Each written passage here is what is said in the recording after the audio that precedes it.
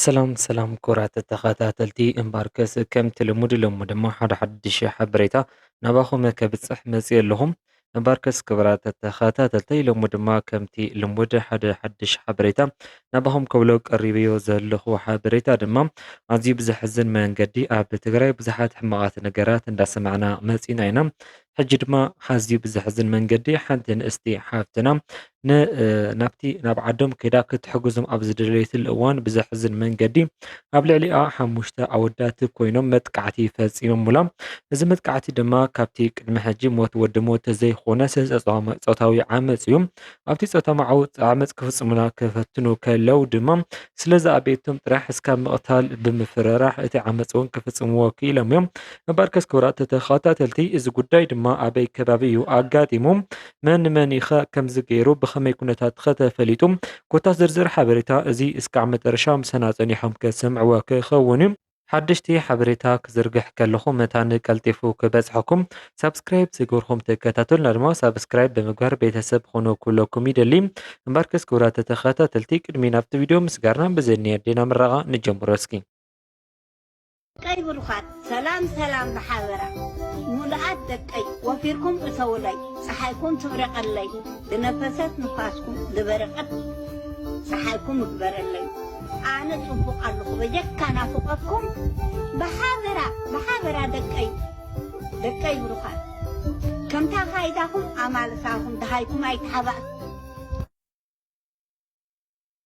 مباركس كرات تخاتاتلتي اب تግራይ ብርክት ዝበሉ ሕማቃት ነገራት ብፍላይ ድማ ድሕርቲ ኩናት ናይ ትግራይ ኣዝዮም ሕማቃት ነገራት እንዳሰማዕና ኢና ንርከብ ምባርከስ ኩራት ተኸታተልቲ ቅድሚ ኩናት ዋላ እኳ ዝተፈላለዩ ሕማቃት ነገራት ሕማቃት ዜናታት ሕማቃት ፍጻመታት እንዳሰማዕና ተመዛና ግን ድማ ሳእኒ ኣፍልጦ ወይ ድማ ኣብ ገጠር ገለ ብዝተፈላለዩ መልክዓቱ ኮታስ ምክንያት ተቕርበሉ ኩነታት እዩ ዝፍጸም ነይሩ እዚ ናይ ሕጂ ግን ድሕሪ ኩናት ዘጋጥም ዘሎ ኣብ ትግራይ ኣዝዩ ብዝሕዝን መንገዲ ሰብኣይ ንሰበይቱ ዝቐትለሉ ሰበይቲ እውን ከምኡ ተመሳሳሊ ንሰብኣያ ትቐትለሉ ሰብ ንኣፍቃሪቱ ኣሲድ ዝደፍኣሉ ኮታስ ብርክት ዝበሉ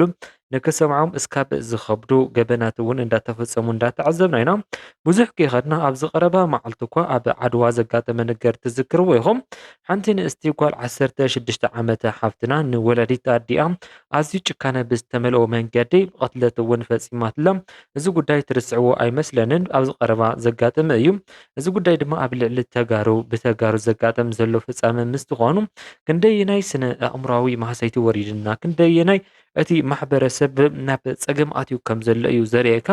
እዚ ኩሉ ነገር ናይ ኩናት በሰላ ዋላ እኳ ተኾነ ግን ድማ እስካብ ሕጂ ብዝተረኣዩ ኩናታት ክንደዚ ዓይነት ናይ ስነ ኣእምሮዊ ፀገም ኣጋጢሞ ማሕበረሰብ ከም ማሕበረሰብ ክጭኻኸን ማሕበረሰብ ከም ማሕበረሰብ ከምዚ ዓይነት ጭካነ ከውርድ ብዙሕ ኣይተለመደን እሞ ትግራይ እውን ናብዚ ደረጃ ክትወድቕ እያ ኢሉ ዝገመተ ሰብ ኣይነበረን ማለት እዩ እምበርከስ ክብረት ተኸታተልቲ ሕጂ ድማ ኣዝዩ ብዝሕዝን መንገዲ ሓንቲ ንእስቲ ሓፍትና በዓልቲ ሞያ ሕክምና ናብ ወረዳ ጭላ ዝበሃል ሶሪ ዝሓውና ኣብ ቪድዮ ቀሪብዎ ዘሎ ማለት እዩ ወረዳ የጭላ ዝበሎ ብስሕተት እዩ ጭላ ዝብል ከባቢ ክጥቀም ይደልዩ ጭላ ማለት ትፈልጥዎ ኢኹም ኣብ ማእኸላይ ዞባ ትግራይ ትርከብ እንትኸውን ከባቢ ኣክሱም ሕልፍ ኢልኻ ትርከብ ከንእስቲ ዓባይቲ ከተማ ጭላ እያ ማለት እዩ እምበርከስ እዚ ፍጻመ ድማ ኣብኡ ከም ዘጋጠመ እዩ እዚ ሓበሬታ ዝወፅ ዘሎ ማለት እዩ እስኪ ናይ ዝሓውና እዚ ቪድዮ ንስምዕ እየፈለማ ኣብ ወረዳ የጭላ ኣብ ሓንቲ በዓልቲ ሞያ ጥዕና ዝኾነት ንእስቲ ዝተፈጸመ ኢሰብኣዊ ተግባር ማለት እውን ጾታዊ መጥቃዕትን ፈተና ቅትለትን ሲዒቡ ነዚ ዜና እዚ ዝሰምዑ ቁጥዖኦም እናገለጹን ነዚ ገበንዚ ዝፈጸሙ ድማ ኣካላት ጸጥታን ሕግን ተኸታቲሎም ኣብ ትሕቲ ቁፅፅር ንኽእትይዎም ለበዋ እናቕረቡ ዝርከቡ እቲ ጉዳይ እንታይ እዩ ክነግረኩም እየ ኣብ ወረዳ የጭላ ዝርከብ ናይቲ ወረዳ ጥዕና ጣብያ ትሰርሕ ሕዚ ሽማ ንድሕንነታ ክብል ንዓኹም ዘይነግረኩም ንእስቲ ሓፍትና ኣብቲ ወረዳ እናተኻየደ ዝነበረ ናይ ወፍሪ ትራኮማ ክታበት እናሃበት ቀንያ ብዕለት 16 ሚያዝያ 2018 ዓ.ም ድማ ኣብ ስራሕ ውዒላ ኣብ ገዛኣ ምስ ተመለሰት ኣብቲ ዝጠቐስኽዎ ዕለት ማለት እዩ ለይቲ ከባቢ 5 ሰዓትን ፈረቓን ብጉጅለ ዝተጎጀሉ መናእስያት ናይ መንበሪ ገዛኣ በሪ ሰይሮም ብምታይ ብጉጅለ ብምዃን ተደጋጋሚ ዝኾነ ጾታዊ ዓመፅ ከም ዝፈጸሙላን ፈተነ ቅትለት ከም ዝፈጸሙላን ዝሕብር ዜና እዩ። ነዚ ዜና እዚ ስዒቡ ሰብ ሞያ ጥዕና ክልል ትግራይ ቁጥዖም እናገለጹ እዮም ዝርከቡ። ኣብዚ ዝተፈጸመ ገበነ መልኪቱ ማሕበር ሰብ ሞያ ጥዕና ክልል ትግራይ ጥንክር ዝበለ መግለጺ ኣውፅዩ ኣሎ። ኣብቲ መግለጺ ከም ዝሕብሮ እንተኾይኑ ኣብቲ ዘለናሉ ኩነታት ኣብ ትግራይ ከቢድ ዝኾነ ማሕበረ ኢኮኖሚያዊ ቀልውላው ተፈጢሩ እናሃለወ ነዚ ከይተንበርከኹ ንሕብረተሰቦም ግቡእ ዝኾነ ግልጋሎት እናሃቡ ዝርከቡ ሰብ ሞያ ሓኻይም ሕብረተሰብ ግቡእ ዝኾነ ሓለዋ ክገብረሎም ኣብ መንጎ ሕብረተሰብ ኮይኖም ገበን ዝፍጽሙ ድማ ሕብረተሰብ ኣሕሊፉ ንኣካላት ጸጥታ ንክህብ ሓቢሩ ኣሎ። ብዝተጎጀሉ መናእስያት ጾታዊ ጥቕዓትን ፈተነ ቅትለትን ዝበጽሓ ንእስቲ ሓፍትና በዓልቲ ሞያ ጥዕና ኣብዛሕዚ ግዜ ሕክምና ክትትላ እናገበረት እያ ትርከብ። ክቡራትን ክቡራንን ፈጣን ዝኾኑ ዜናታት ንኸብጽሑኹም ነዚ ናይ ቻናል ፈሎ ብምባል ቤተሰብ ይኹኑ። እምበርገስ ከምቲ ዝሰማዕኩሞ እዩ ሰብ ሞያ ሕክምና ንህዝቦም ከገልግሉ ንዓዶም ከገልግሉ ህዝቦም ከይጉዳእ ህዝቦም ኣብ ከቢድ ፀገም ከይኣቱ ላዕሊ ታሕቲ ኣብ ዝብልሉ እዋን ከምዚ ዓይነት ፀገም ክሰምዕ ከለኻ ብፍላይ ድማ በዓል ሞያ ሕክምና ኮይኑ ሂወት ሰብ እዩ ዘድሕን ኣብ ክንዲ ምሕጋዝ ድማ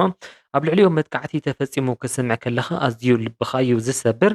ብዙሕ ግዜ ብርክት ዝበሉ እዋናት ከምዚ ናይ ዓመፅ ዜናታት ዋላ ትሰምዑ ትኾኑ ኢኹም፣ ግን ድማ እስካብ ሕጂ ኣብ ልዕሊ ሓኪም